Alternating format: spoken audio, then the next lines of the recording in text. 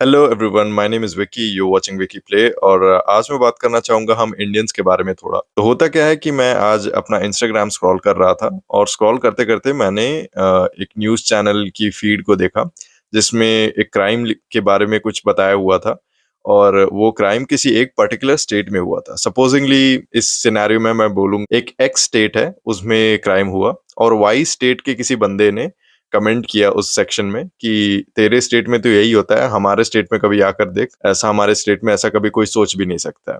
और ये बहुत ही बेसलेस चीज़ मुझे लगा बिकॉज़ क्राइम तो कहीं पे भी हो सकता है ना।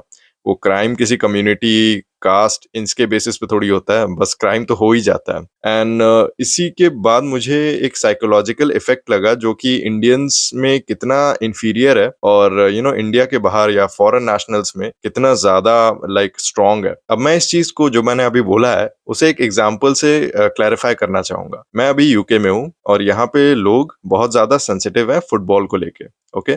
सो यूके के अलग-अलग पार्ट्स को आप जाओगे तो वहाँ के अलग-अलग टीम है। सो फॉर एग्ज़ाम्पल अगर आप बर्मिंघम जाओगे तो बर्मिंघम की अलग टीम है, मैनचेस्टर की अलग टीम है, एक्सेट्रा एक्सेट्रा। नाउ मैं कोई स्पोर्ट्स का बहुत बड़ा फॉलोवर तो नहीं हूँ, तो इसीलिए मैं इस पे ज़्यादा कमेंट नहीं करूँगा but all I know that people are really insane about football. यहाँ फुटबॉल को बहुत एग्रेसिव स्पोर्ट्स भी कहा जाता है कई लोगों के कारण क्योंकि लोग लड़ जाते हैं। बट हाँ, वो लड़ाई बहुत हद तक नहीं बढ़ जाती है, जैसे कि हमारे कुछ स्टेट में हो जाती है। वापस आते हैं अपने पॉइंट पे, तो फॉर एग्ज़ाम्पल अगर मैं यहाँ पे बाहर निकलता हूँ और जाकर किसी बंदे को बोल देता हूँ कि यार तुम्हारी जो टीम है, वो तो बहुत स्टूपिड सी है। तुम तो उसके टीम से कम्पीट भी नहीं कर सकते हो, जो कि तुम्हारा नेबरिंग स्टेट या नेबरिंग सिटी है। उसमें वो बंदे का जो पॉइंट होगा ना, वो बहुत ज़्यादा डीप होगा, डाउन टू इट्स स्पोर्ट्स के टॉपिक पे, रादर देन कम्युनिटी या किसी कास्ट या रिलीजन के बेस। और ये चीज़ लैक करती है इंडियंस के साथ। अब किसी भी फॉरेन नेशनल को उन्हीं के पड़ोसी या फिर उन्हीं के साथ रहने वालों में आप तोड़ नहीं सकते हो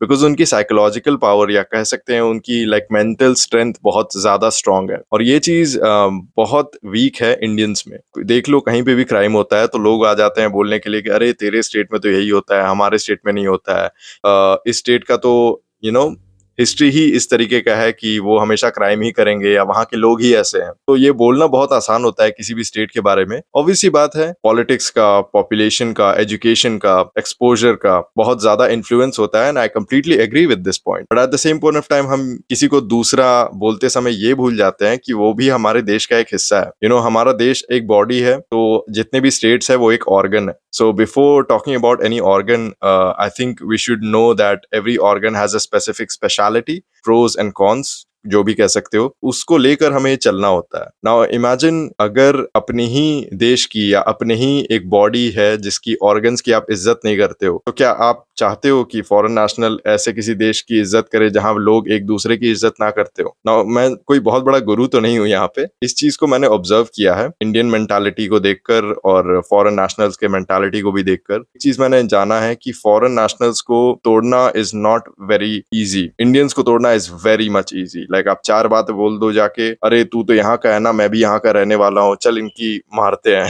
विच इज अगेन स्टूपिड। और लोग इसमें कन्विंस भी हो जाते हैं और ऐसा अगर मैं करता भी हूँ ना, तो लोग दूसरा जो इंसान होगा वो अगर सेम मेरी कम्युनिटी का या मेरे रीजन के बेसिस पे होगा तो वो इस चीज में कन्विंस भी हो जाएगा और फिर हम दूसरे को डिटोरिएट करना शुरू कर देंगे। So we all need to understand कि हम सब एक हैं। अब मेरा इस वीडियो का बनाने का सिर्फ एक ही मुद्दा है, just to make people aware that people should respect the country and people shouldn't divide each other on the basis of caste, religion and culture and things like that. जब तक हमारी एकता वाली mentality नहीं होगी ना, हम कभी आगे नहीं बढ़ सकते हैं। So I feel like it's better to have that awareness and sense of belongingness rather than focusing more on just ourselves. We should also focus a little bit, not a lot, but like a little bit on our society, on where our society is heading. So I hope ये short video आपको या उन लोगों को एक insight दिया होगा जो एक दूसरे को deteriorate करने के पीछे भागते रहते हैं।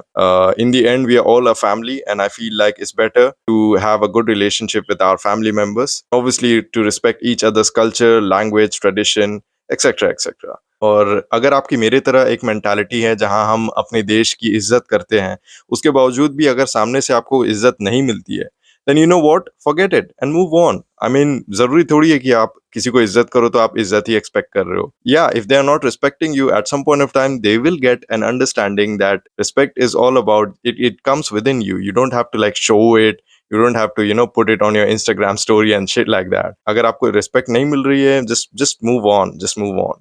I think this was it. मैं सिर्फ यही बोलना चाहता था इस वीडियो के द्वारा। Thank you guys for watching my video and I'll see you in my next video. तब तक के लिए bye bye, take care and see you soon. फिर मिलते हैं।